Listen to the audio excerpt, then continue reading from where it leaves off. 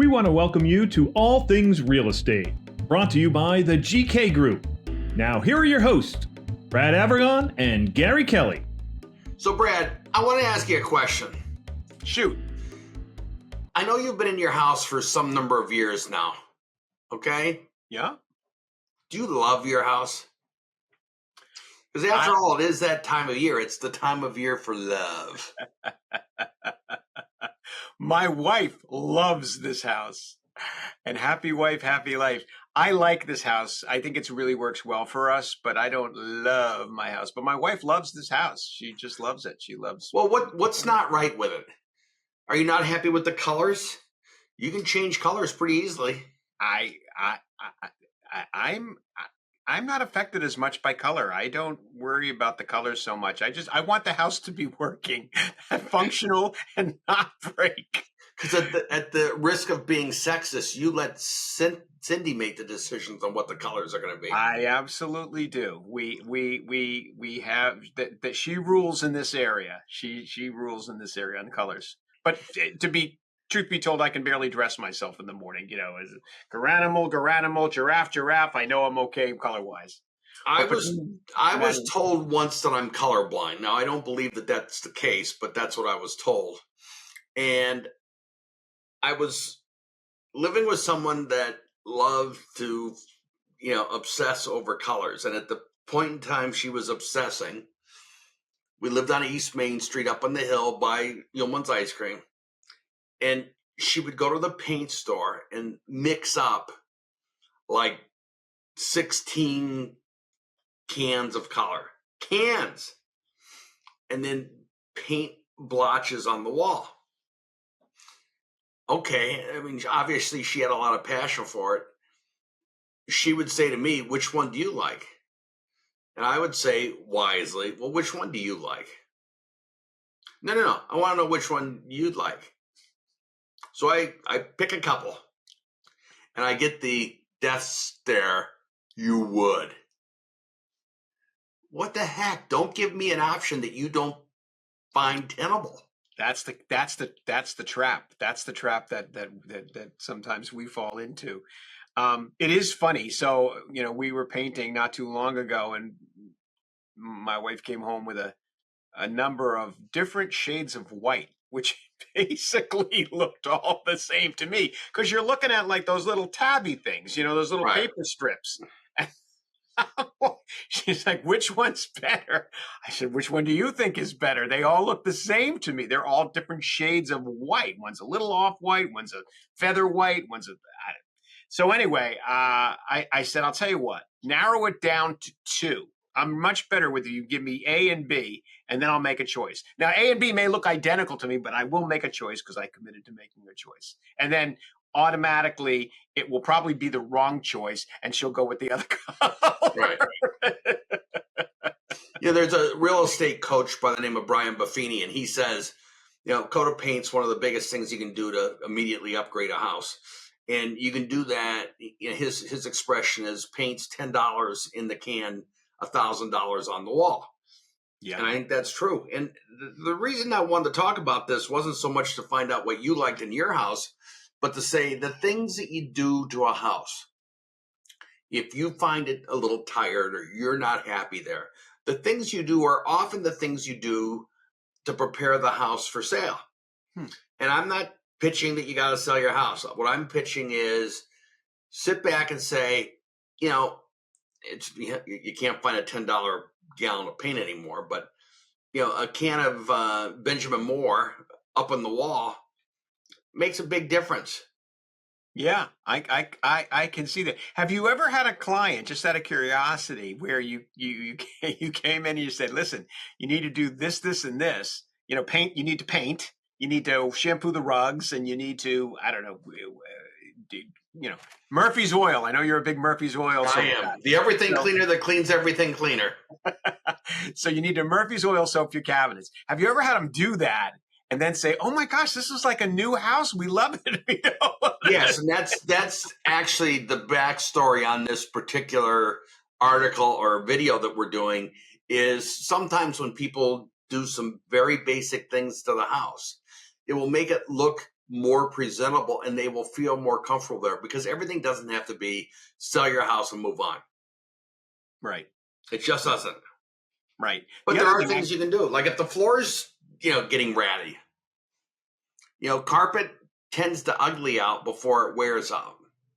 So if you're sitting there with that green carpet, you can replace carpet. And it's not that expensive, is it? Well, I don't think it's that expensive, but that's, my applying my financial perspective to their situation. What I would say to someone, though, is before you, replace the carpet, what do you really want on the floor? Because a lot of people want hardwoods. Gotta have hardwoods. Well, some houses have hardwoods underneath the carpet, and they just don't know it till they pull up the carpet, and that makes a big difference. The other thing is, if people want to get, I don't suggest anyone get into putting down hardwoods. I just think that that's a lot of money. You can do it, but the other thing you could look at is doing a vinyl. Yeah, that LVL. I don't like vinyl sheet goods. I'm into vinyl tile or vinyl. They call it luxury vinyl planking. I happen to think that makes sense. Now, is it the prettiest thing in the world all the time? No, it depends on the grade that you get and how it looks on your floor. But if you have an area that is prone to getting wet, it makes more sense to put down luxury vinyl something than it does to put down hardwoods. Or not even just, well, I guess you could prone to getting wet. Or if you have, I would imagine if you have pets that, especially an older pet that has accidents, you're probably better off putting down luxury vinyl than you are putting down hardwood, because if a pet has a little accident, and pees or such, and it can stain the hardwood, versus on LVL, the vinyl flooring, you can just quickly mop it up and it looks as good as new, right? I'm looking around. I'm at Sue's house. Sue has 2 dogs. One of them is they're both the same age. They're older. One of them is actually beginning to have problems, and lots of time with the vet trying to figure out what the problems are. But going to the bathroom is one of those issues, and I'm looking to see where he is. Yeah. So he's sorry, highly didn't mean to bring up a painful moment for you there, Gary. Right. But I mean, I think some of the things you're talking about make a lot of sense. The idea of redoing flooring, especially if you can confine it to one room, it's not that expensive, and and as you said, a can of paint can give it a whole new look.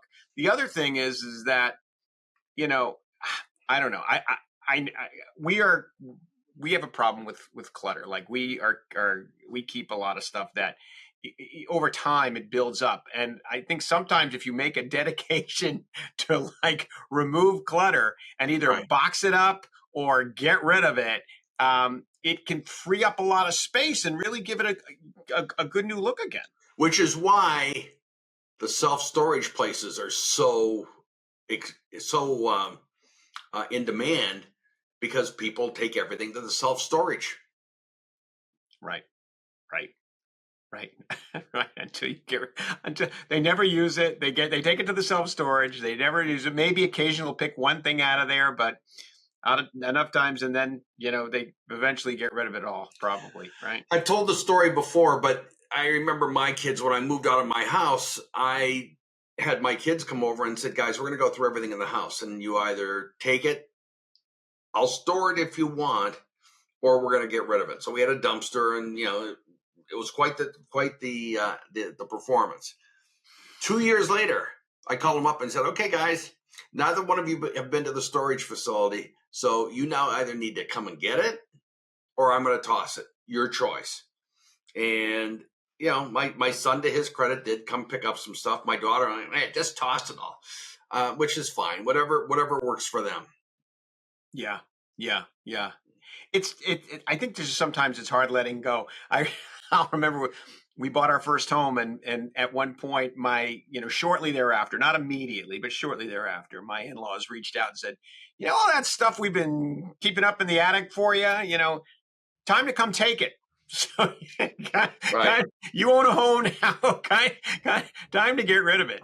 So you either gotta come and get it, and you either take it to your home and find a space for it, or you throw it in the garbage and say, "I really don't need this." And I think there's a lot of stuff that's like that. There's stuff that we think we need, or we're gonna go back to, and we'll never know. I'm waiting personally for double-breasted suits to come back in fashion. So I just want you to know that. So your office is in the basement of your house. Yeah. Yes, it is. And I've got an office here and then one in Newton, a regular office, but this is easier. I work out of my home. I was talking about the one you're sitting in this moment. This is my basement office, yes. And so, do you have any unfinished concrete around down there? Not on, this is the finished side. I have an unfinished side that we use for storage, yes, and that has unfinished concrete. And my view is if you've got unfinished concrete, one way to spiff that appearance is to paint it. When are you coming over to do that? Yeah. Well, no, I think that's a great idea. When I was selling my condo, I had never painted the garage floor, but I always liked the look of the finished garage floor. I just think it's a nice, clean appearance. And what happened to me is I had a kid come over. I had gotten a storage container. I put the storage container in the street and had the kids start to load it up. And then one of the neighbors goes berserk. What are you doing with the storage container? You have no business putting it on the street, blah, blah, blah, blah. It was bad. It's like, what are you talking about? Well, why is this really bothering you? It wasn't like it was going to be there forever. And he understood that because it was clear that I was clearing out the garage and he didn't necessarily know I was going to paint it. But it became a big, big, big fight. And so rather than fight, I ended up calling a painting company to come run a grinder down there and then throw it away, and then paint it, not throw it away, and then put everything back in the garage. I was like, come on, guy. It cost me some real money that I didn't need to spend. Right. So, Brad, I think we're going to take a break now. We got to pay some bills. Okay. I'm going to let the break go a little longer, which people watching it won't know, because last time Keith couldn't find where the break was. So we're going to take a break right now. See you on the other side. Thank you for watching All Things Real Estate. We'll be right back.